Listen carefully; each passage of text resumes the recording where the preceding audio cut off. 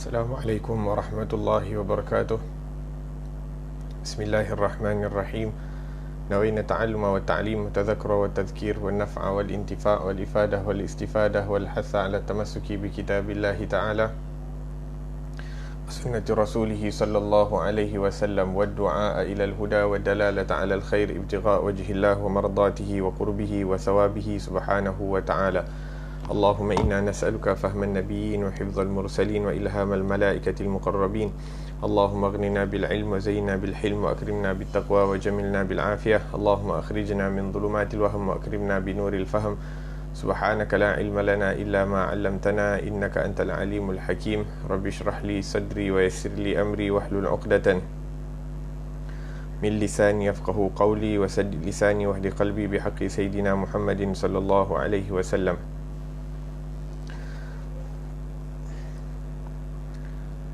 Qala al-musannif rahimahullahu ta'ala, Al-Imam Abdullah bin Ali al-Haddad, semoga Allah subhanahu wa ta'ala manfaatkan kita dengan beliau, dengan ilmu beliau dan dengan ilmu seluruh orang salih hingga hari akhirat, hingga hari kiamat, amin ya rabbal alamin.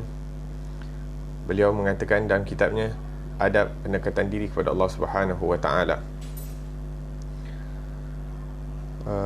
Kita akan mula daripada muka surat ke-8 di bahagian bawah, perenggan yang terakhir, fasal 2, muka surat 8, perenggan terakhir.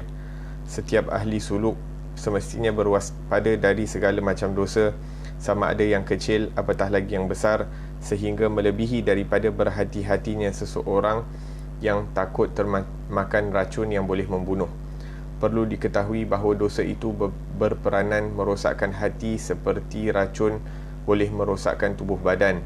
Sedangkan hati naluri itu lebih utama dan penting dari tubuh badan. Bahkan modal utama pada setiap ahli suluk adalah memelihara dan membangunkan jiwanya. Sedang tubuh badan terdedah kepada kebinasaan, sebentar lagi ia akan luput ketika mati. Pemergiannya sekadar meninggalkan dunia yang bakal hancur. Sedangkan hati andainya musnah, maka musnahlah akhiratnya. Ia tidak mampu lagi untuk diselamatkan dari kemurkaan Allah Subhanahu wa ta'ala dan azab sengsaranya. Orang yang berjaya dan mendapat ganjaran yang ulung ialah orang yang datang dengan hati yang bersih. Fasal ketiga, para ahli suluk mestilah bersungguh-sungguh menjaga hatinya dari penyakit waswas, angan-angan dan lintasan yang meragukan. Perlu dibina di pintu hati itu sebuah benteng yang mendindingi penyakit-penyakit itu.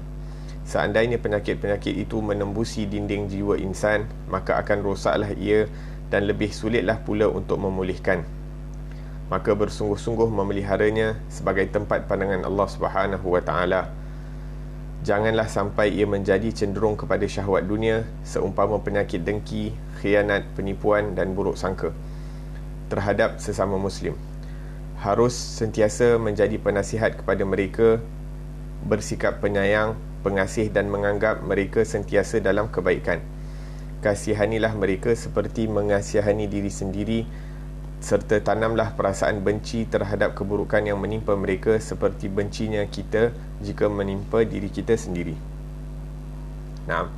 Alhamdulillah wassalatu wassalamu ala sayyidina Rasulillah wa ala alihi wa ashabihi wa man walah, amma ba'd.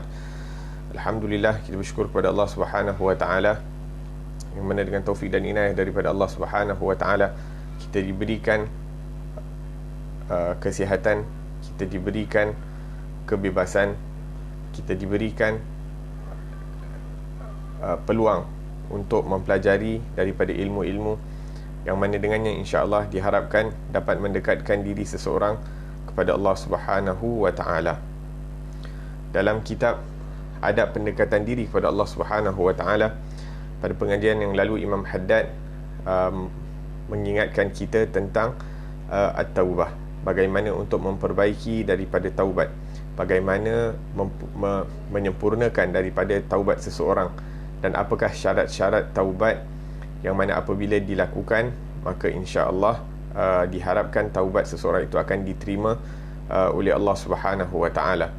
Dan jikalau seseorang itu berterusan dalam berdiri di depan pintu Allah Subhanahu wa ta'ala, berterusan dalam beristighfar, berterusan dalam bertaubat kepada Allah Subhanahu wa taala, maka dia akan mendapat daripada pingat ataupun anugerah daripada Allah Subhanahu wa taala yang disebutkan di dalam Al-Quran, innallaha yuhibbut tawabina wa yuhibbul mutatahhirin. Sesungguhnya Allah Subhanahu wa taala sayang, kasih kepada orang-orang yang banyak bertaubat, sentiasa bertaubat. La ilaha illallah. Di dalam hadis disebutkan, ma nadim man istaghfara walau ada 70 marrah. Tidak rugi, tidak menyesal orang yang bertaubat walau dia kembali, ataupun tidak menyesal, tidak rugi orang yang beristighfar kepada Allah Subhanahu wa taala walaupun dia kembali ataupun tergelincir kepada maksiat tersebut 70 kali. Yang dimaksudkan tergelincir, yakni dia bukan sengaja, dia berazam, dia mengambil langkah-langkah untuk mengelakkan diri daripada melakukan maksiat ataupun berada di tempat maksiat, akan tetapi terkadang tergelincir dan sebagainya, maka dia kembali beristighfar. Yakni dia bukan main-main terjatuh, bukan saja buat jatuh, akan tetapi terjatuh. Maka orang seperti ini, walaupun dia terjatuh banyak kali pun, maka Allah Subhanahu wa taala tetap akan menerima daripada taubatnya dan istighfarnya, selagi mana seseorang itu tidak rasa lelah ataupun tidak rasa jemu untuk beristighfar kepada Allah Subhanahu wa taala, maka selagi itulah Allah Subhanahu wa taala tidak jemu untuk mengampuni daripada dosa hamba-hambanya, seperti yang disebutkan di dalam Al-Quran, innallaha qul ya ibadiyalladzina asrafu ala anfusihim la taqnatu min rahmatillah. Katakanlah wahai Muhammad kepada hambaku, ya ibadi, wahai hambaku, alladzina asrafu ala anfusihim, yang mana mereka ini telah menzalimi diri mereka, telah membazirkan nikmat yang diberikan Allah kepada mereka ini.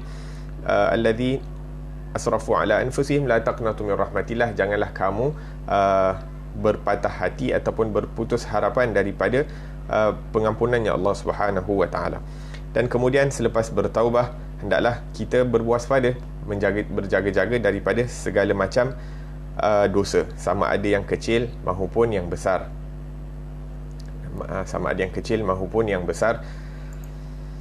Seperti orang yang berhati-hati daripada termakan perkara-perkara yang memudaratkan ataupun racun yang membunuh. Kerana apa? Kerana dosa itu merosakkan hati seperti mana racun itu merosakkan tubuh badan. Sedangkan hati itu lebih utama dan lebih penting dari tubuh badan. Bahkan modal utama untuk setiap ahli suluk adalah memelihara dan membangunkan hatinya.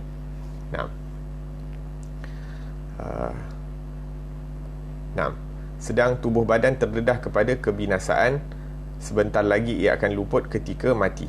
Pemergiannya sekadar meninggalkan dunia yang bakal hancur. Yakni apabila tubuh badan seseorang itu rosak ataupun hancur apabila dia meninggal dunia, yakni bukan hanya badannya saja akan rosak, bahkan dunia ini juga akan hancur pada suatu hari ataupun apabila tiba waktunya yang ditetapkan oleh Allah Subhanahu wa taala.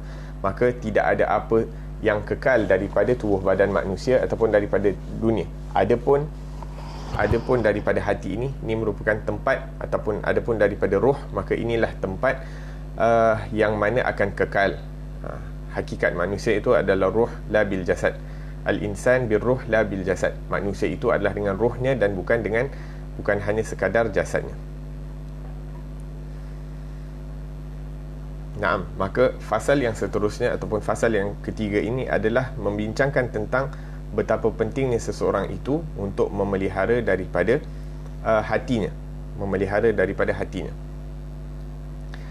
Jadi selepas seseorang itu bertaubat kepada Allah Subhanahu wa taala dengan bersungguh-sungguh, kemudian akan datang semangat untuk mendekatkan diri kepada Allah Subhanahu wa taala. Akan datang kerinduan untuk mendekatkan diri kepada Allah Subhanahu wa taala, rindu untuk bertemu dengan Allah Subhanahu wa taala. Apabila seseorang itu telah membersihkan dirinya dengan at-taubah, maka akan datang perkara tersebut, keinginan untuk bersungguh-sungguh untuk melakukan amal ibadah yang akan mendekatkan dirinya kepada Allah Subhanahu wa taala. La ilaha illallah. Bertanya seorang saleh kepada orang saleh yang lain. Sahal bin Abdullah Tasturi bertanya kepada Junaid Al-Baghdadi, apakah alamat, apakah tanda kejujuran taubat seseorang itu? Yang ini adakah tanda kesungguhan taubat seseorang itu adalah dia melupakan daripada dosa yang telah dilakukan.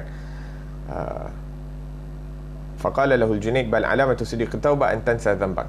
Kemudian orang itu menjawab bahawa hakikat ataupun tanda kejujuran seseorang itu apabila taubatnya, apabila dia bertaubat adalah dia akan lupa dengan dosanya.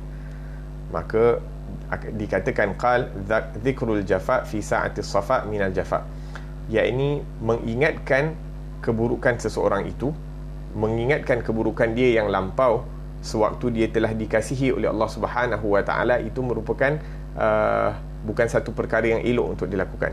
Mengingati perkara buruk yang dilakukan di masa lampau apabila seseorang itu telah diampunkan Allah Subhanahu wa taala, itu merupakan satu perkara yang buruk. Nak dikatakan di sini yakni Allah Subhanahu wa taala telah beri kita taufik untuk bertaubat. Allah Subhanahu wa taala telah memberikan kita taufik untuk menyibukkan tubuh badan kita dengan amal ibadah. Maksudnya sebelum kita bertaubat kepada Allah Subhanahu wa taala, naam kita melakukan perkara-perkara buruk. Akan tetapi selepas kita bertaubat, Allah Subhanahu wa taala telah sibukkan masa kita ini dengan kebaikan. Maka apabila telah diberikan taufik dan nikmat untuk menyibukkan diri dengan kebaikan daripada Allah Subhanahu wa taala, maka mengingati masa lampau itu merupakan satu perkara yang kurang sopan di hadapan Allah Subhanahu wa taala. Maka itu yang dimaksudkan, yakni apabila orang itu sibuk dengan beribadah kepada Allah, sibuk dengan mendekatkan diri kepada Allah, rindu akan Allah Subhanahu wa taala, rindu akan Rasulullah sallallahu alaihi wasallam, maka tidak ada yang difikirkan melainkan Allah. Tidak ada perkara yang akan mendatangkan kegembiraan melainkan menyibukkan daripada perkara-perkara yang akan datang mustaqbal, yakni mempersiapkan diri kepada perkara-perkara yang akan datang. La ilaha illallah. Naam. Walaupun benar, yakni orang yang melakukan dosa itu terkadang hancur hatinya di hadapan Allah Subhanahu wa taala, malu apabila dia mengingatkan perkara-perkara yang lampau. Bagaimana mungkin dia dapat melakukan perkara tersebut sedangkan Allah Subhanahu wa taala telah memberikan dia berbagai nikmat, dan Allah Subhanahu wa taala berterusan dalam memberikan nikmat tersebut. Maka perasaan malu itu akan datang dalam hati seorang hamba, yakni kalau diberikan peluang untuk kembali ke masa lampau, maka dia akan tidak memilih perkara-perkara yang telah dia lakukan. Akan tetapi qaddarallah ma syaa fa'al, Allah Subhanahu wa taala telah tentukan. Akan tetapi akan datang ini apa-apa yang berbaki daripada umurnya, dia akan cuba untuk memperbaiki dan bersungguh-sungguh dalam melakukan ketaatan tersebut kepada Allah Subhanahu wa taala. La ilaha illallah. Dan ketakutan ataupun persiapan untuk berdiri di hadapan Allah Subhanahu wa taala menjadi perkara yang menyibukkan fikiran dia. Yakni sekarang ni dia dah tak fikir dah dosa-dosa dia, akan tetapi dia fikir macam mana nak berdiri di hadapan Allah pada hari kiamat nanti dalam keadaan Allah akan redha kepada dia dan dia redha kepada Allah Subhanahu wa taala.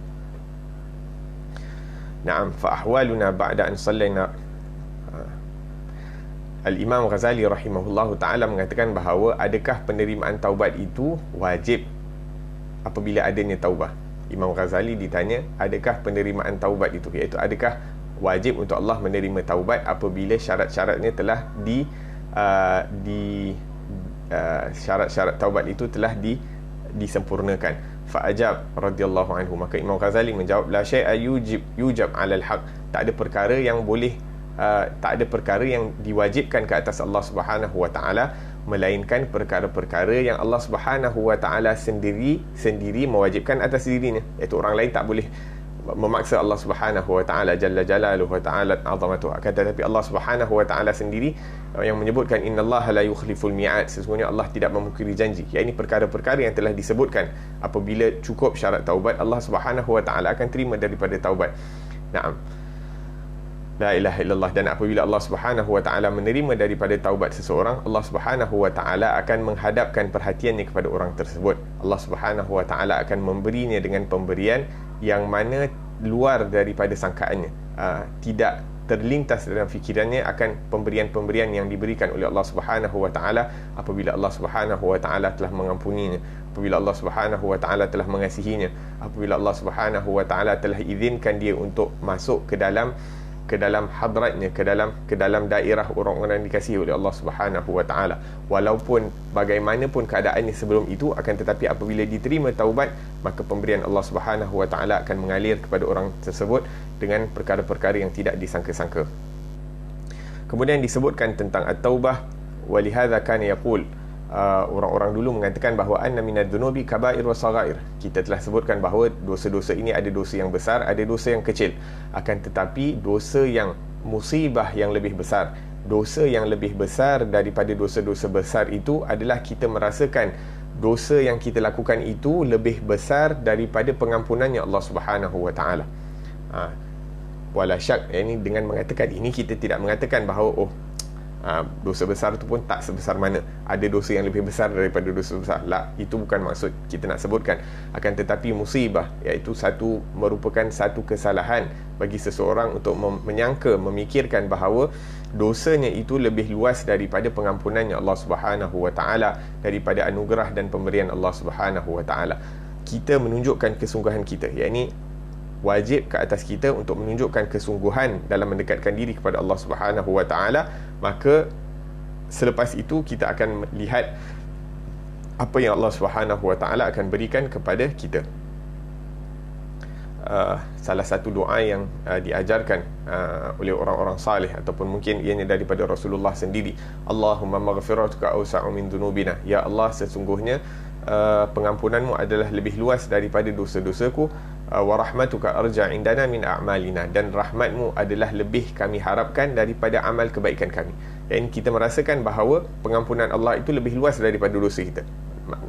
Dalam erti kata, yakni banyak mana pun dosa yang kita lakukan, akan tetapi pengampunan Allah sangat luas, lebih besar daripada dosa kita, selagi mana kita jujur dalam bertaubat, selagi mana kita bersungguh-sungguh untuk memenuhi daripada syarat-syarat taubat. Dan pada masa yang sama, kita tidak merasakan amalan kita ini diterima oleh Allah, tidak merasakan amalan kita itu ada apa-apa nilai di sisi Allah Subhanahu wa taala. Akan tetapi Allah Subhanahu wa taala menerima daripada amal ibadah yang kita lakukan itu sesuai dengan rahmatnya Allah Subhanahu wa taala. La ilaha illallah. Naam. Jadi kita masih lagi berada pada langkah pertama dalam mendekatkan diri kepada Allah Subhanahu wa taala. Mungkin ada yang mengatakan daripada majlis yang pertama ini, kurang lebih kita pada pengajian yang keempat, kelas yang keempat daripada kitab adab pendekatan diri kepada Allah Subhanahu wa taala. Masih lagi kita mengatakan kita berada pada langkah yang pertama, iaitu langkah yang pertama kita sebutkan kena ada dorongan daripada kena ada pendorong yang mendorong kita untuk kembali, untuk menghadap kepada Allah, untuk jalan menuju kepada Allah Subhanahu wa taala. Kemudian selepas kena ada dorongan untuk mendekatkan diri kepada Allah, dan kita cakap langkah pertama juga adalah untuk bertaubat kepada Allah Subhanahu wa taala. Kemudian sekarang ni pun kita cakap apabila kita memberikan perhatian kepada hati pun kita cakap merupakan langkah pertama kepada Allah Subhanahu wa taala.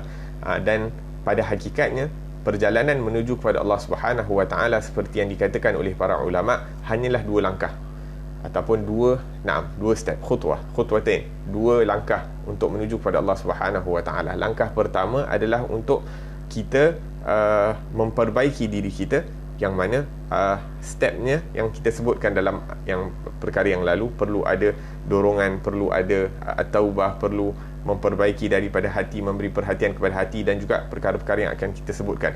Apabila sempurna daripada step yang pertama ataupun langkah yang pertama, maka langkah yang kedua itu kita akan menuju kepada keridaan Allah Subhanahu wa taala. Kita akan berada dalam keridaan Allah Subhanahu wa taala, insya-Allah taala. La ilaha illallah. Naam. Jadi selepas bertaubah dengan bersungguh-sungguh, maka seseorang itu akan mendapat semangat untuk mendekatkan diri kepada Allah Subhanahu wa taala. Jadi apabila seseorang itu mendapat semangat untuk mendekatkan diri, apa perkara pertama yang perlu untuk dilakukan? Perkara yang pertama yang disebutkan di sini, menjaga hatinya dari penyakit waswas, angan-angan dan lintasan yang meragukan. Perlu dibina di pintu itu sebuah benteng, iaitu muraqabah, yang mendindingi penyakit-penyakit itu. Seandainya penyakit-penyakit itu menembusi dinding jiwa insan, maka akan rosaklah ia dan lebih sulitlah pula memulihkannya. Mestilah bersungguh-sungguh memeliharanya sebagai tempat pandangan Allah Subhanahu wa taala. Nak mengetahui akan kepentingan menjaga, memelihara daripada hati ini, yakni mari sama-sama kita melihat apabila Nabi SAW bersungguh-sungguh untuk mengangkat sumpah. Nabi SAW apabila dia bersungguh-sungguh untuk mengangkat sumpah, maka Nabi akan menggunakan satu jenis sirah sebelum mengangkat sumpah. yakni Nabi akan mengatakan la wa muqallibal qulubi wal absar, demi zat yang membolak-balikkan hati dan pandangan. Yakni Nabi SAW bila bersungguh-sungguh dalam yakni mengangkat sumpah untuk menekankan sesuatu perkara, maka Nabi SAW mengatakan la wa muqallibal qulubi wal absar, demi zat yang membolak-balikkan hati dan pandangan. Maka perkara yang paling agung yang digunakan oleh Rasulullah ini adalah perkara membolak-balikkan hati. Yakni apabila Allah Subhanahu wa taala Allah Maha berkuasa, seperti yang disebutkan dalam hadis, yakni hati-hati manusia ini seakan-akan di antara dua jarinya Allah Subhanahu wa taala. Yang dimaksudkan dengan jari di sini adalah kekuasaannya Allah Subhanahu wa taala. Allah berkuasa untuk membolak-balikkan hati manusia ini bila-bila masa sahaja. Dan hati itu dipanggil hati daripada bahasa Arab at-taqlib, al-qalb, yakni disebabkan dia boleh berbolak-balik, senang untuk berubah. Satu sekejap okey, sekejap tak okey, sekejap happy, sekejap sedih dan sebagainya. Wahakadha. Dan kenapa pentingnya menjaga daripada hati? Kerana hati ini merupakan tempat yang dipilih oleh Allah Subhanahu wa taala untuk menjadi pandangannya. Di dalam hadis Nabi SAW menyebutkan, innallaha la yanzuru ila suwarikum wala ila ajsamikum, sesungguhnya Allah Subhanahu wa taala tidak melihat daripada luaran kamu ataupun tubuh badan kamu semata-mata, walakin yanzuru ila qulubikum wa a'malikum, akan tetapi Allah Subhanahu wa taala melihat daripada hati dan amal ibadah yang kamu lakukan. Maka di dalam tubuh badan kita ini, hati merupakan ada satu tempat yang paling agung, yang paling penting untuk kita pelihara, adalah tempat pandangannya Allah Subhanahu wa taala. Walaupun tidak salah, tidak berdosa untuk seseorang itu memperbaiki, menghiasi daripada tubuh badannya, mencantikkan luarannya untuk dilihat oleh manusia. Kerana apa? Kerana kita tahu manusia dia akan tengok orang first impression kan. Maksudnya pandangan pertama tu dia tengok orang ni macam mana. Kadang dia terus judge dan sebagainya. Jadi kita bila bangun daripada tidur, kita akan bersihkan diri kita, kita akan gosok gigi, kita akan mandi dan sebagainya. Make sure baju kita bersih, pastikan tak ada bau yang busuk yang datang daripada baju dan sebagainya. Akan tetapi ini merupakan tempat pandangan manusia. Akan tetapi tempat yang lebih penting untuk kita jaga adalah tempat pandangannya Allah Subhanahu wa taala. Tempat pandangannya Allah Subhanahu wa taala itu adalah hati. Maka apabila kita ingin mendekatkan diri kepada Allah Subhanahu wa taala, perlulah kita menjaga daripada kebersihan hati. Perlulah kita menjaga daripada kebersihan hati. Dan hati, apabila disebutkan hati ataupun al-qalb dalam bahasa Arab, al-qalb ni bukan yang dimaksudkan dengan al-qalb itu jantung yang menyedut ataupun untuk pam darah. Itu bukan yang dimaksudkan dengan hati, al-qalb dalam bahasa Arab apabila kita membahaskan tentang at-tasawuf. Seperti mana apabila kita membahaskan dalam tasawuf al-aql, bukan yang dimaksudkan otak yang menerima dan menghantar isyarat kepada tubuh badan ataupun memberikan kefahaman dan sebagainya. Begitu juga dengan nafsu. Apabila disebutkan dalam ilmu tasawuf, nafsu yang dimaksudkan bukanlah nafsu yang mana tempat berkumpulnya syahwat dan sebagainya, kemarahan, yakni kegembiraan dan sebagainya. Begitu juga dengan ruh. Ruh ni apabila disebutkan tentang dalam ilmu tasawuf, bukan dimaksudkan ruh yang menggerakkan tubuh badan, umpama bateri yang menggerakkan yakni benda-benda elektrik dan sebagainya. Idza qila al-qalb wal aql wal nafs wal ruh. Akan tetapi dalam ilmu tasawuf apabila disebutkan tentang hati, disebutkan tentang akal, disebutkan tentang nafsu, disebutkan tentang ruh, adalah perkara-perkara yang terkait dengan diri seseorang, yang mana dengannya dia berjalan kepada Allah Subhanahu wa taala. Yang mana perkara ini adalah perkara yang membezakan manusia dengan makhluk-makhluk Allah Subhanahu wa taala yang lain. Kalau kita tanya apakah yang membezakan manusia dengan haiwan-haiwan lain ataupun dengan makhluk-makhluk lain, adakah percakapan yang membezakan kita dengan makhluk-makhluk lain? Mungkin tidak. Sebab apa? Sebab makhluk-makhluk lain pun boleh bercakap, boleh berkomunikasi antara satu dengan lain. Hanya sahaja kita tak tahu apa yang mereka perkatakan, dan mereka juga tak tahu apa yang kita perkatakan. Mungkin technical sikit, kalau kita train dan sebagainya, mungkin kita boleh faham bahasa haiwan, haiwan boleh faham kita punya body language dan sebagainya. Akan tetapi perkara yang membezakan manusia dengan haiwan-haiwan lain ataupun makhluk-makhluk lain adalah perkara yang diletakkan di dalam hati manusia, seperti yang disebutkan di dalam Al-Quran, inna aradna al-amanata 'ala as-samawati wal ardi wal jibal fa abaina an yahmilnaha wa ashfaqna minha wa hamalaha al-insan.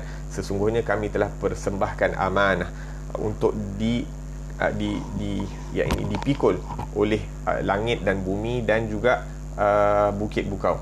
Fa abaina an yahmilnaha, maka tidak sesuatu pun daripada makhluk ini mampu untuk memikul daripada amanah tersebut. Wa ashfaqna minha wa hamalaha al-insan, akan tetapi amanah ini dipikul oleh manusia. Wa kana al-insanu zaluman jahula. Maka amanah yang diberikan ini oleh Allah Subhanahu wa taala, tempat carry dia, tempat dipikul amanah ini adalah hati. Hati ini merupakan tempat manusia membuat keputusan apa yang ingin dilakukan. Hati ini merupakan tempat manusia itu membuat keputusan apa yang ingin dilakukan. Maka hati dalam ilmu tasawuf membawa dua makna. Makna yang pertama idrak, kefahaman. Idrak, kefahaman, dan yang kedua iradah, iaitu kehendak, keinginan, keputusan. Segala apa yang kita pelajari ataupun segala apa yang kita alami sewaktu kita daripada kecil hingga ke besar, iaitu daripada ilmu-ilmu yang kita pelajari, at-tajrubah ataupun perkara-perkara yang kita alami dalam kehidupan kita ini, dan bagaimana kita bertindak dengan orang-orang yang berada di sekeliling dan apa-apa yang berada di sekeliling, ini akan mendatangkan pengalaman dalam hati ataupun akan mendatangkan kefahaman dalam hati seseorang. Qad yakunu hadzal idrak mutawassi'an mutabassiran. Terkadang hati seseorang yang diberikan cahaya oleh Allah Subhanahu wa taala, mereka ini dapat mempunyai pandangan yang jauh, yang luas dalam sesuatu perkara, hingga mereka dapat menghubungkan perkara-perkara yang berlaku di dunia ini dengan perkara-perkara yang akan datang, dan perkara-perkara dunia ini dengan perkara-perkara yang akan berlaku di akhirat dan sebagainya. Maka orang-orang seperti ini adalah orang-orang yang mempunyai pandangan hati yang luas ataupun mata hati yang dapat melihat perkara itu dengan cahayanya Allah Subhanahu wa taala. Adapun orang yang tidak mempunyai daripada pandangan hati ataupun mata hati yang luas, maka dia akan bermuamalah, dia akan bertindak, dia akan melakukan sesuatu perkara itu sesuai dengan perasaannya. Ini orang yang tidak melihat sesuatu perkara dengan pandangan yang jauh, maka dia akan bertindak sesuai dengan hawa nafsunya ataupun apa yang dirasakan. Sebagai contoh, bila seseorang mengatakan sesuatu perkara yang buruk kepada dia, maka dia akan marah. Dia akan marah. Sesuatu perkara yang buruk, maka dia akan marah. Dia kata maka nali yudrik anni ams raf sauti fi mawqif fulani li'anni kuntu maghluban bil ghadab bainama as-sawab ma kana li an arfa sauti fi hadzal mawqif. Maka orang yang tidak melihat sesuatu perkara itu dengan pandangan cahaya agama ataupun melihat sesuatu perkara itu dengan pandangan Islam ataupun pandangan sunnah Rasulullah sallallahu alaihi wasallam, maka kalau orang buat salah dekat dia, dia terus marah, ataupun orang buat salah dekat dia, dia terus nak balas dan sebagainya. Akan tetapi kalau dia melihat dengan pandangan Islam, maka dia tidak akan melakukan perkara tersebut. Sebagai contoh, apabila orang buat salah dengan dia, maka dia akan merasakan, akan ingat akan hadis ataupun dia akan ingat bahawa Allah Subhanahu wa taala suka daripada hamba yang mempunyai sifat halum, iaitu bersopan santun, dan dia akan teringat daripada hadisnya Rasulullah sallallahu alaihi wasallam. Dia akan ingat akan hadis Nabi sallallahu alaihi wasallam, mazdada abdun afwan illa izza. Tidak bertambah orang yang suka bermaafan kecuali kemuliaan. Yani orang yang suka memaafkan orang lain pada hakikatnya adalah orang yang mulia di sisi Allah Subhanahu wa taala. Bukan bermakna apabila dia memaafkan seseorang bermakna dia lemah. Bukan bermakna seseorang itu apabila dia memaafkan orang lain dia adalah orang yang pengecut, tidak berani untuk nak yakni membalas dan sebagainya. Akan tetapi apabila dia mengetahui perkara tersebut, dia tahu Allah suka seorang yang lemah lembut, dia tahu Allah suka orang yang pemaaf, dia tahu Nabi sallallahu alaihi wasallam pun tidak pernah untuk membalas sesuatu perkara yang terkait dengan diri Nabi SAW, seperti yang disebutkan dalam hadis, maka yaghdab li nafsi, Nabi tak pernah marah perkara-perkara yang berlaku yang terkait dengan diri dia sendiri. Akan tetapi fa idza duyya haqqullah, apabila orang tidak menjalankan perintah Allah Subhanahu wa taala, maka Nabi akan menjadi marah dan tidak ada siapa yang dapat meredakan daripada kemarahan Rasulullah sallallahu alaihi wasallam. Maka ini kefahaman yang kita sebutkan tadi, idrak ataupun kefahaman yang kita sebutkan tadi, bahawa dengan kefahaman ini, yakni dapat melihat perkara yang lebih jauh, yakni perkara-perkara yang dilakukan di dunia ini akan mendatangkan akibat di akhirat nanti, bahkan akan mendatangkan akibat di dunia lagi sebelum di akhirat. Maka ini yang disebutkan tentang kefahaman yang diletakkan Allah Subhanahu wa taala di dalam hati seseorang. Jadi bila ada orang buat salah kepada dia, dia tak bercakap kepada orang yang buat salah kepada dia, tapi dia bercakap dengan diri dia sendiri. Ya, ini kamu ni, orang ni buat salah kepada kamu, mungkin ada sebab. Akan tetapi apa yang perlu kita react apabila orang buat kepada kita macam tu? Kita bersabar, kita berfikir, kita maafkan, kerana itu merupakan perkara-perkara yang disukai oleh Allah Subhanahu wa taala. Maka kefahaman yang ada dalam diri seseorang dan keputusan yang dia buat melalui kefahaman yang ada, yang dia dapat melalui Al-Quran dan sunnah Rasulullah sallallahu alaihi wasallam, itulah yang akan menjadi tempat kemuliaan ataupun tempat pandangan Allah Subhanahu wa taala kepada orang tersebut. La ilaha illallah.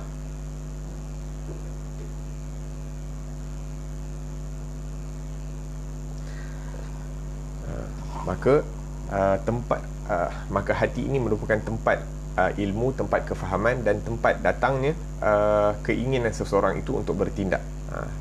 Hati ini yang mengatakan kepada akal, yang mengatakan kepada tubuh badan apa yang perlu dilakukan, apakah niat yang perlu untuk dihadirkan sewaktu melakukan sesuatu amalan. Disebutkan tentang satu kisah bahawa ada satu orang peniaga yang mempunyai yang menginfakkan duit yang banyak untuk membina masjid. Ada satu orang peniaga ini, dia nak infak untuk membina masjid di satu negara yang mana perlukan masjid. Yakni peniaga ini dari negara yang lain, maka dia infakkan dan dia wakilkan duit tu untuk diuruskan oleh orang lain yang berada dalam negara tersebut. Maka wakil peniaga ni yang membuat urusan, yakni beli barang ataupun bayarkan kontraktor dan sebagainya, sehingga orang yang berada di negara tersebut menyangka bahawa masjid ni adalah kepunyaan wakil. Yakni orang di negara itu menyangka bahawa masjid itu merupakan milik wakil tersebut. Maka apabila khabar tersebut sampai kepada beberapa orang yang mengenali daripada peniaga tersebut, maka mereka mendatangi daripada peniaga tersebut dengan mengatakan bahawa, syuf, yang ni sekarang ni orang semua fikir bahawa masjid ni adalah kepunyaan wakil kamu dan bukan milik kamu.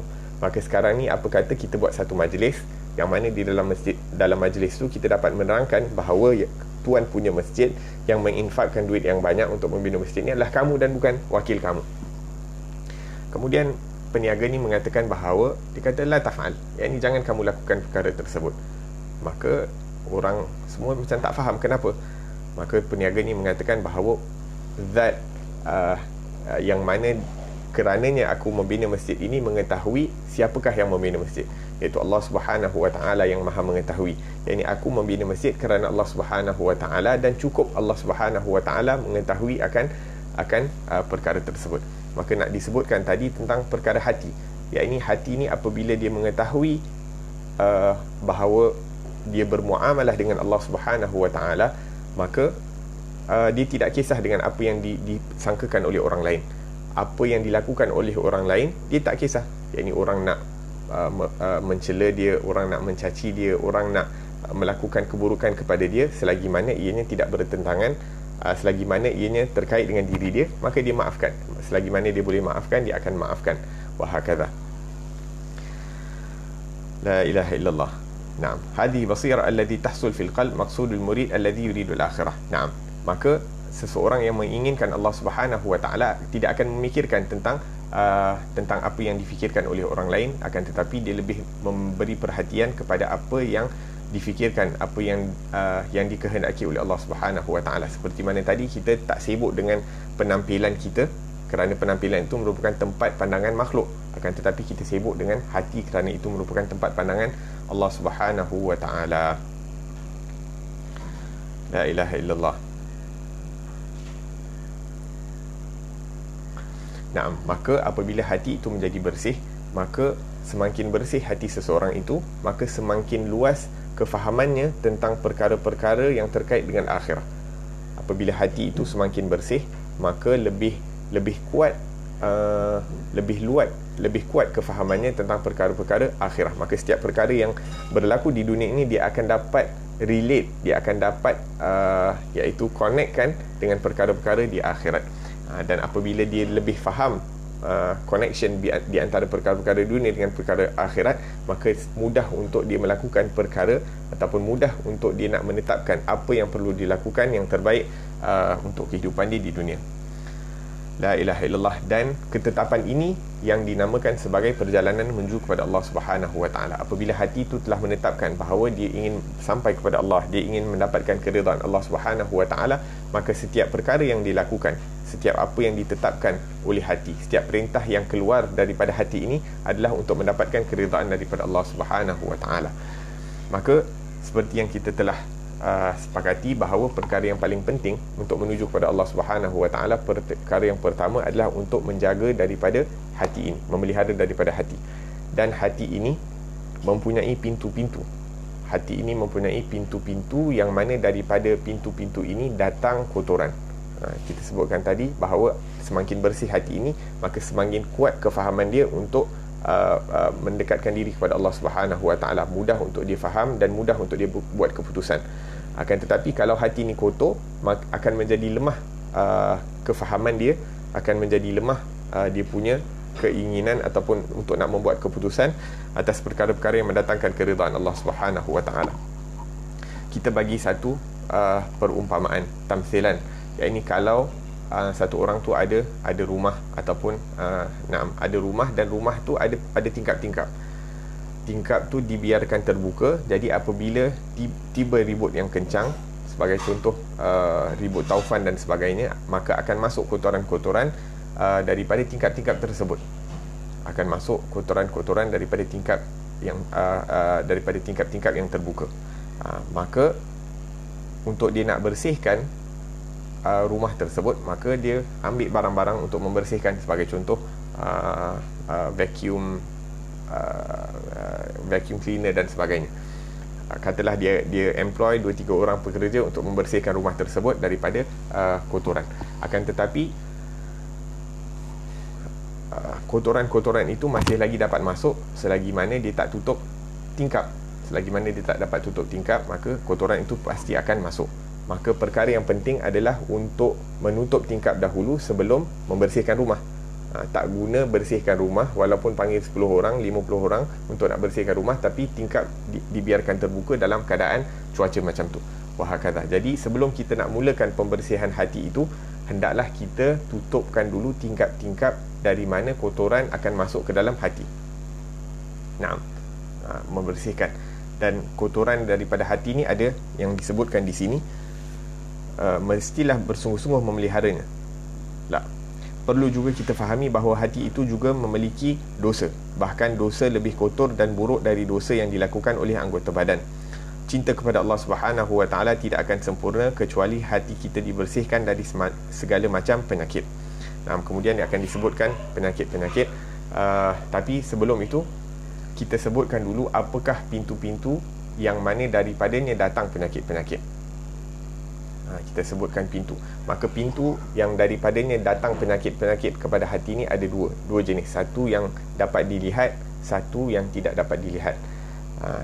Daripada yang dapat dilihat ini, ataupun pintu-pintu yang nampak secara fizikal, adalah 3.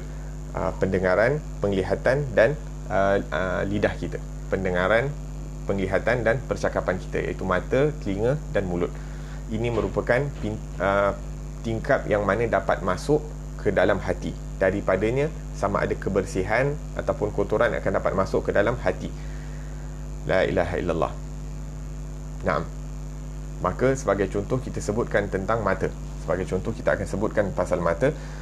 Setiap perkara yang kita pandang melalui mata ni akan memberi kesan kepada hati.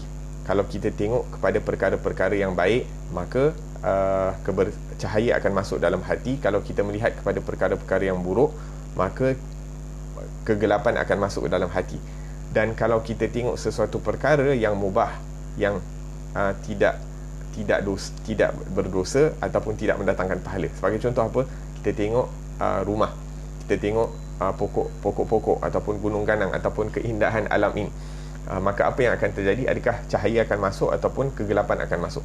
Maka ulama mengatakan bahawa mengikut niat seseorang apabila melakukan pandangan tersebut. Yakni kalau dia melihat kepada makhluk Allah Subhanahu Wa Taala ini dengan pandangan tafakur, yakni dia memikirkan tentang kehebatan, keagungan Allah Subhanahu Wa Taala, maka pandangan yang harus itu, pandangan yang pada mulanya harus, akan mendatangkan pahala bagi orang tersebut. Adapun kalau dia memandang kepada perkara-perkara ataupun keindahan-keindahan alam, akan tetapi pandangannya itu menyebabkan dia lalai daripada Allah Subhanahu Wa Taala. Pandangan-pandangan itu menyebabkan dia terlepas daripada menjalankan daripada perintah-perintah Allah Subhanahu Wa Taala, maka pandangan itu akan bertukar menjadi pandangan yang mendatangkan kegelapan dalam hati seseorang. Nah, maka yang pertama tadi, tengok perkara yang baik, perkara-perkara yang diperintahkan oleh Allah, maka itu akan mendatangkan cahaya. Melihat kepada perkara-perkara yang dilarang oleh Allah Subhanahu Wa Taala, ia akan mendatangkan daripada kegelapan. Dan yang ketiga, memandang kepada perkara-perkara yang harus, akan dilihat niatnya sewaktu memandang. Kalau melihat kepada perkara yang harus ini dengan niat yang baik, maka akan mendatangkan cahaya. Melihat perkara-perkara yang harus sehingga kita dilalaikan daripada menjalankan kewajipan terhadap Allah Subhanahu Wa Taala, maka pandangan itu akan dikira sebagai pandangan yang zulmani ataupun yang mendatangkan kegelapan. Maka di sini kita sepakati bahawa pandangan itu merupakan pintu terbuka yang akan memberi kesan kepada hati, memberi kesan positif ataupun negatif kepada hati. Nabi SAW menyebutkan di dalam hadis, an-nadharu sahmun min sihami iblis. Pandangan itu merupakan anak panah daripada anak panahnya iblis ataupun iblis yang direjam. Faman tarakaha min makhafati, barang siapa yang meninggalkan pandangan-pandangan ataupun pandangan-pandangan yang diajak oleh iblis, yang dijemput oleh iblis itu, min makhafati, kerana takutkan Allah Subhanahu Wa Taala, abdaltuhu biha halawatan, maka aku akan menggantikan penglihatan tersebut dengan kemanisan yang dia akan dapati apabila beribadah kepada Allah Subhanahu Wa Taala. Allah Subhanahu Wa Taala akan letakkan di dalam hatinya itu kemanisan sewaktu beribadah kepada Allah. Syaratnya apa? Syaratnya adalah dengan menjaga daripada mata yang diberikan oleh Allah Subhanahu Wa Taala. La ilaha illallah. Naam. Jadi kalau macam tu, apa yang kita perlu buat? Adakah kita perlu tutup mata dan jalan dalam keadaan mata tertutup? Tidak disuruh untuk kita menutup mata kita, akan tetapi disuruh kita letak filter dekat mata kita. Apa maksud filter? Filter ini adalah memilih bagaimana untuk melihat, apa yang boleh dilihat, apa yang tak boleh dilihat. Wahakadha. La ilaha illallah. Dan manusia sewaktu melihat ni ada dua jenis, ada dua macam jenis. Yang ini satu, manusia ni dia tak ada kontrol. Dia tengok apa saja dia boleh tengok, dia tengok. Yang halal, yang haram, yang boleh, yang tak boleh tengok, semuanya dia lihat kepada semua perkara tanpa ada restriction. Dia tak ada letak restriction dalam diri dia. Dia tak ada letak filter pada mata dia, sehingga apa-apa yang dia tengok tu akan memberi kesan kepada hati dia, sehingga apa-apa yang dia lihat akan memberi kesan kepada hati dia. Yang mana kita sebutkan tadi, kalau perkara yang baik, kalau perkara itu buruk, maka akan mendatangkan kegelapan dalam hati. Ada juga orang yang sebaliknya. Orang ini dia melihat mengikut apa yang diperintahkan oleh hati, mengikut apa yang dipandukan oleh hati dia. Kalau hati dia kata, okey, benda-benda macam ni boleh tengok, dan benda-benda macam ni boleh tengok, tapi bagaimana tengok? Apakah niat yang diniatkan sewaktu melihat daripada perkara-perkara tersebut? Maka sebagai seorang yang ingin mendekatkan diri kepada Allah Subhanahu Wa Taala, kita cakap tadi ada tiga perkara. Satu perkara yang diharamkan oleh Allah Subhanahu Wa Taala, maka perkara-perkara yang diharamkan oleh Allah Subhanahu Wa Taala, kita kena niat, kita kena pasang niat untuk meninggalkan segala perkara yang terkait dengan perkara-perkara yang dilarang oleh Allah Subhanahu Wa Taala. Apa perkara yang dilarang oleh Allah Subhanahu Wa Taala? Adalah untuk melihat sesuatu yang tidak diizinkan oleh Allah Subhanahu Wa Taala, terutamanya daripada aurat, dengan pandangan syahwat. Ini melihat sesuatu perkara yang dilarang oleh Allah Subhanahu Wa Taala, yang diharamkan oleh Allah Subhanahu Wa Taala dengan syahwat. Naam, an-nazar sebagai contoh, lelaki melihat kepada wanita yang bukan mahramnya, ataupun dengan kepada mahramnya dengan pandangan syahwat, ataupun melihat kepada aurat wanita lain, ataupun wanita melihat kepada aurat lelaki yang lain dan sebagainya. Sebagai contoh, ini mana-mana apabila kita keluar, berada di luar, menjaga pandangan apabila kita berada di rumah, yakni melihat televisyen, melihat daripada internet dan sebagainya, perkara-perkara yang dilarang oleh Allah Subhanahu Wa Taala, kita menundukkan pandangan ataupun tidak melihat daripada perkara tersebut. Dan ini kita pasang niat, ya Allah, daripada hari ini aku tidak ingin untuk melihat daripada perkara-perkara yang dilarang oleh Allah Subhanahu Wa Taala, aurat-aurat dan sebagainya. Kita pasang niat untuk tidak melihat ataupun memberi perhatian kepada perkara-perkara tersebut. Kadang-kadang kita tengok tapi kita tak beri perhatian, kita tidak memberi perhatian ataupun kita tidak fokuskan pandangan kepada perkara-perkara tersebut, sehingga tidaklah perlu. Sebagai contoh, kalau kita jalan di perjalanan dan sebagainya, tak perlu untuk jalan dalam keadaan tutup mata. Astagfirullah, astagfirullah, tundukkan pandangan sampai macam tu. Yang ini kita lihat tapi sekali lalu, tak memberikan fokus yakni kepada perkara-perkara tersebut. Wahakadha. Itu yang dimaksudkan diletakkan filter dalam penglihatan kita. Kita tengok tapi sekali lalu, dan seakan-akan macam perkara itu tidak ada di hadapan mata.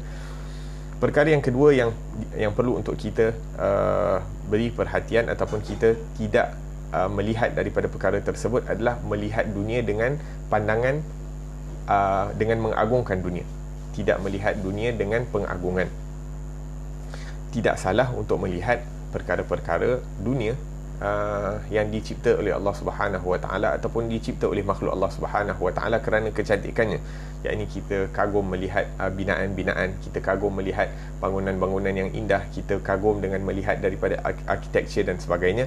Akan tetapi kita relatekan, kita hubungkan dia dengan ini merupakan kekuasaan Allah Subhanahu Wa Taala, kesempurnaan Allah, kebijaksanaan Allah Subhanahu Wa Taala, dan juga perkara-perkara yang diberikan Allah Subhanahu Wa Taala kepada hamba-hambanya sehingga mereka mampu untuk melakukan perkara-perkara tersebut. Akan tetapi masalah dia apabila kita melihat perkara tersebut dengan kecintaan, dengan keagungan, sehingga menyibukkan hati kita itu untuk berusaha mendapatkan perkara tersebut. Sebagai contoh, kita tengok rumah besar, cantik, Masya Allah, kita punya suka dengan rumah tu sampai kita tak buat perkara lain kecuali berusaha siang dan malam untuk mendapatkan rumah macam tu, ataupun berusaha untuk dapatkan duit supaya satu hari kita dapat memiliki daripada rumah tersebut. Ini perkara yang dilarang oleh syariah, iaitu melihat sesuatu perkara dengan keagungan sehingga mengambil daripada fikiran kita, mengambil daripada hati kita sampai tak ada fikiran lain kecuali untuk mendapatkan perkara-perkara tersebut. Waliyadzubillahi tabaraka wa ta'ala. Iaitu salah satu daripada penyakit hati, iaitu hubbud dunia, mencintakan dunia. Itu yang perkara yang dilarang oleh Allah Subhanahu wa ta'ala, sehingga kita tertipu dengan perkara-perkara dunia, melihat perkara dunia itu dengan keagungan sehingga kita tertipu dengan perkara-perkara dunia. Ya, ini tak ada masalah untuk kita berusaha bersungguh-sungguh, kerja dengan tekun dan bersungguh-sungguh sehingga satu hari diberikan rezeki untuk memiliki daripada kecantikan-kecantikan dunia. Tidak menjadi masalah. Akan tetapi dunia itu bukan diletakkan di dalam hati, bukan menjadi matlamat utama kita untuk berusaha untuk mendapatkan dunia. Yang ini kita bekerja dengan sempurna dan tekun, yang mana itu merupakan perintah daripada Allah Subhanahu Wa Taala, sebahagian daripada agama. Akan tetapi tidak dijadikan matlamat utama kita tu untuk berusaha bersungguh-sungguh adalah untuk keduniaan. Kita punya matlamat berusaha bersungguh-sungguh adalah kerana mendapatkan keridaan Allah Subhanahu Wa Taala. Dan pandangan yang ketiga yang dilarang oleh Allah Subhanahu Wa Taala adalah melihat manusia ataupun melihat makhluk Allah Subhanahu Wa Taala ini dengan memandang rendah kepadanya. Melihat manusia ataupun melihat kepada hamba Allah Subhanahu Wa Taala itu dengan memandang rendah kepada orang tersebut. Waliyadzubillahi tabaraka wa ta'ala. Naam.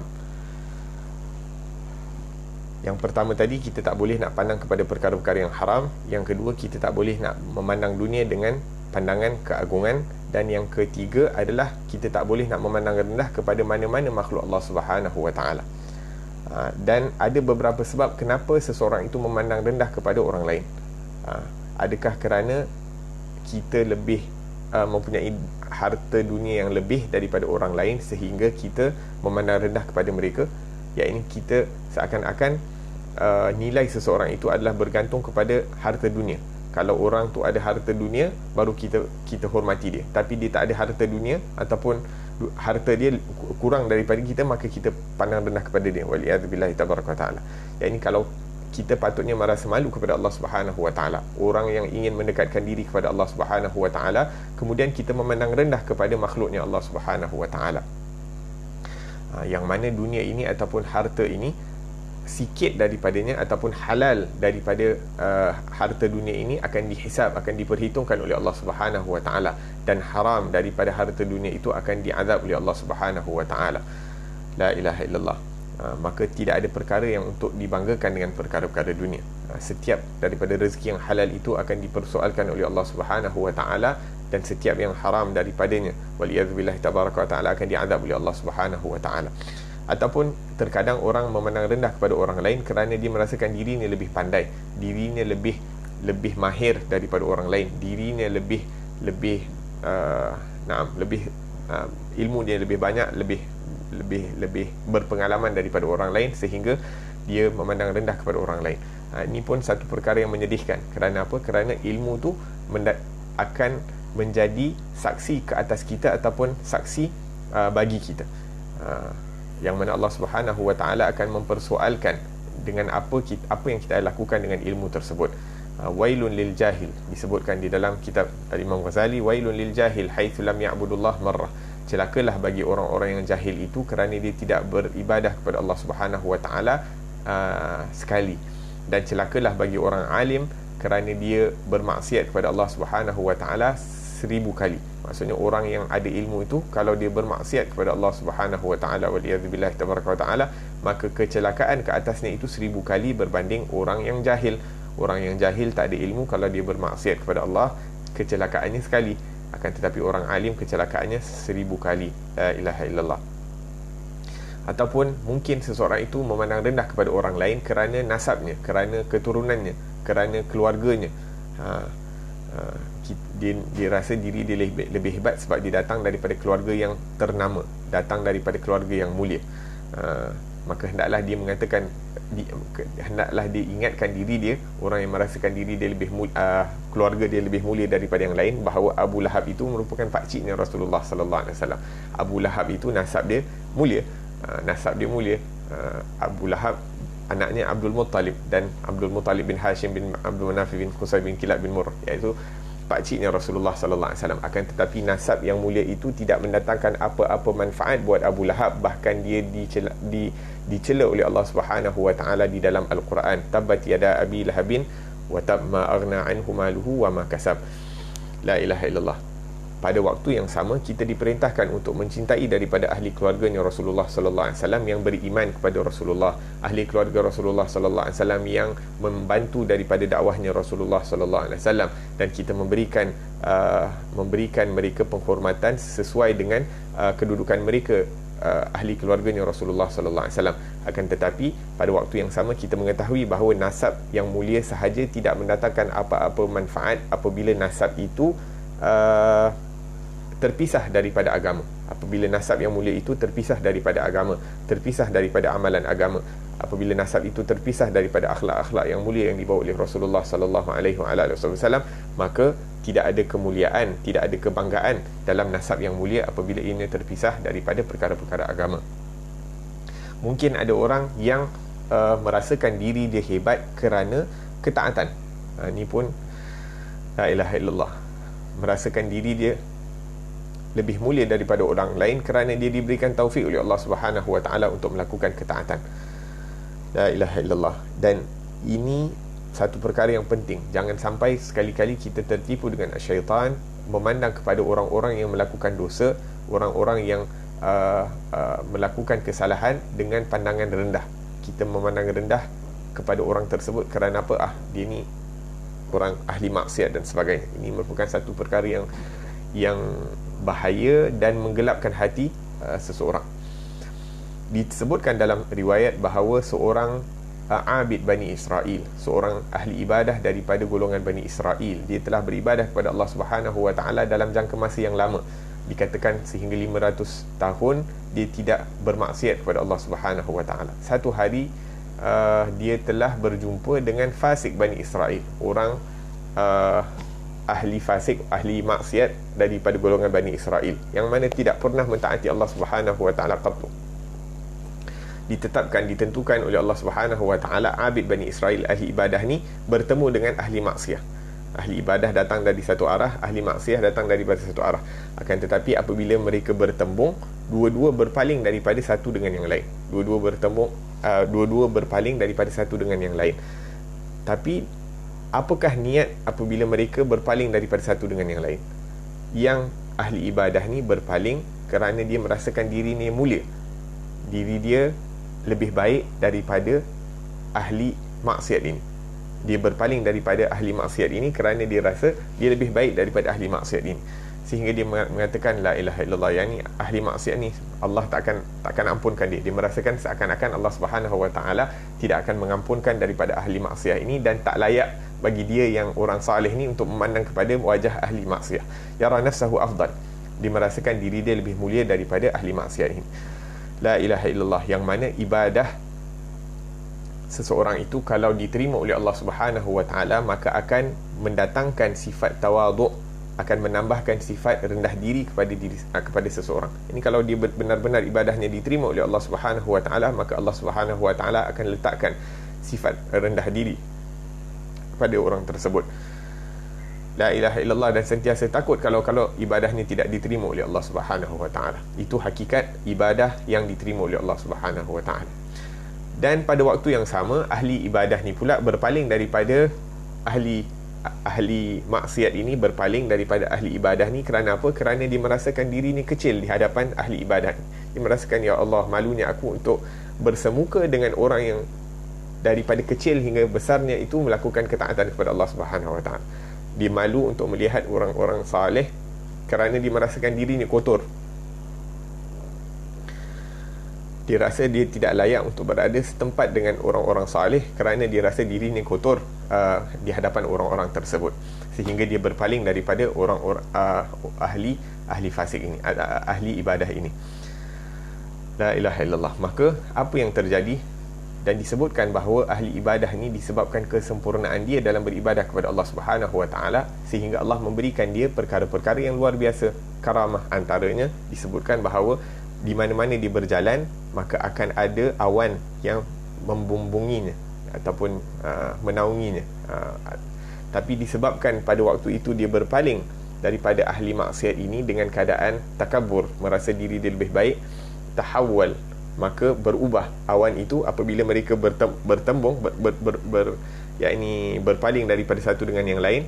Awan yang pada mulanya mengikut ahli ibadah itu bertukar mengikut kepada ahli maksiat tersebut. Tarakati sahabah al-abid wa tabi'atil fasik tudhilluhu ba'da dhalik. Apa sebab dia? Sebab dia adalah daripada pandangan. Kita sebutkan tadi, kita jangan sekali-kali melihat orang lain dengan pandangan rendah.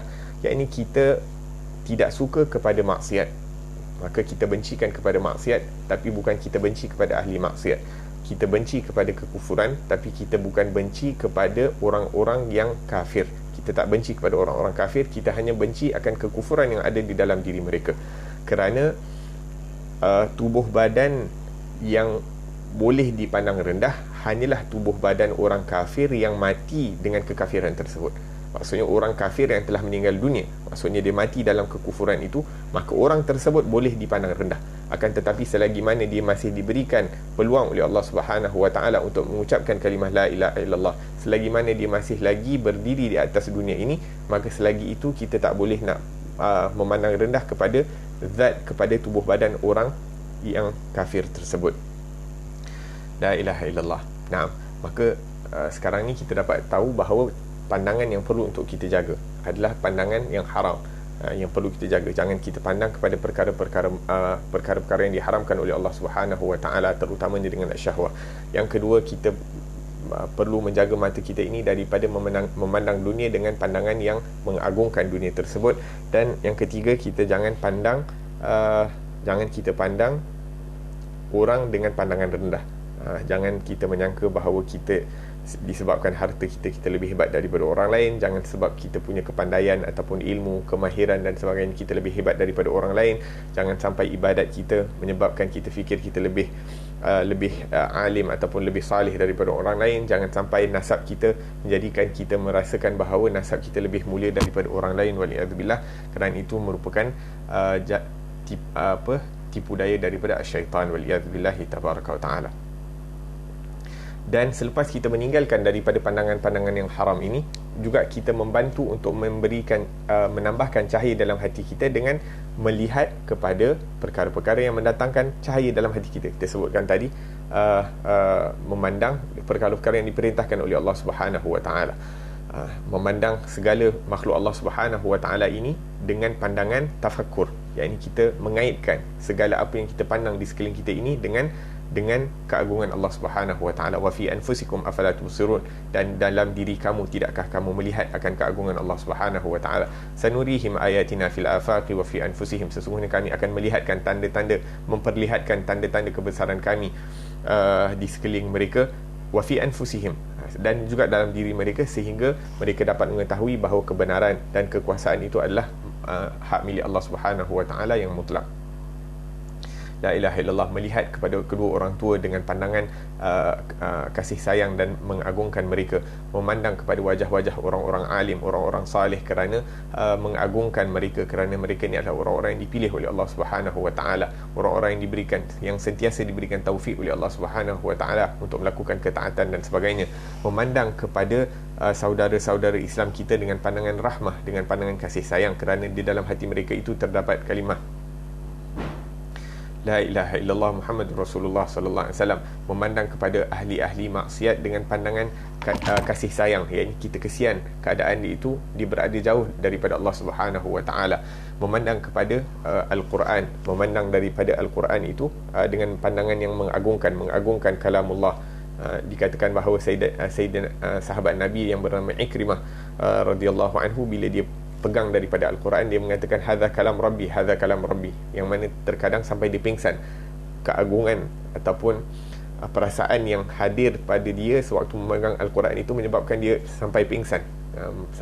Dia merasakan keagungan Allah Subhanahu Wa Taala. Hadhil anwa' minan nazar yastanir al-qalbiha, maka pandangan-pandangan seperti ini akan mendatangkan cahaya kepada hati. Maka apabila hati seseorang itu bercahaya, maka akan mudah untuk dia mendapatkan dari pandangan Allah Subhanahu Wa Taala.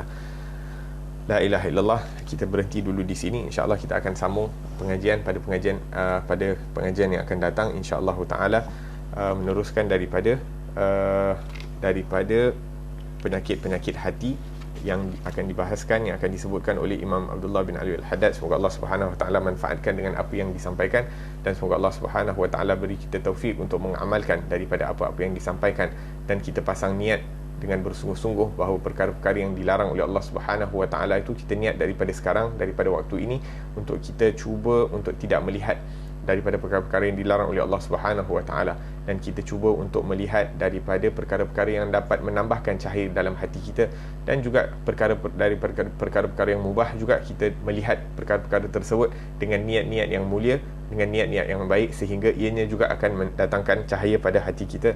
Amin ya rabbal alamin. Rabbana anfa'na bima 'allamtana, rabbi 'allimna alladhi yanfa'una, rabbi faqihna wa faqih ahlana wa qarabati lana fi dinina ma ahli al-qutri unsa wa dhakar, rabbi wafiqna wa wafiqhum lima ترتضي قولا وفعلا كرما، وارزق الكل حلالا دائما، وأخل أتقياء علماء نحظى بالخير ونكفى كل شر. ربنا واصلح لنا كل الشؤون، وأقر بالرضا منك العيون، واقض عنا ربنا كل الديون قبل أن تأتينا رسل المنون، واغفر واستر أنت أكرم من ستر، وصلاة الله تغشى المصطفى من إلى الحق دعانا، والوفاء بكتاب فيه للناس شفاء، وعلى الآل الكرام الشرفاء، وعلى الصحب المصابيح الغرار. اللهم اهدنا بهداك واجعلنا ممن يسارع في رضاك، ولا تولنا وليا سواك، ولا تجعلنا ممن خالف أمرك وعصى، وحسبنا الله ونعم الوكيل، ولا حول ولا قوة إلا بالله العلي العظيم. صلى الله على سيدنا محمد وعلى alihi wasallam. Walhamdulillahirabbil alamin. Wassalamualaikum warahmatullahi wabarakatuh.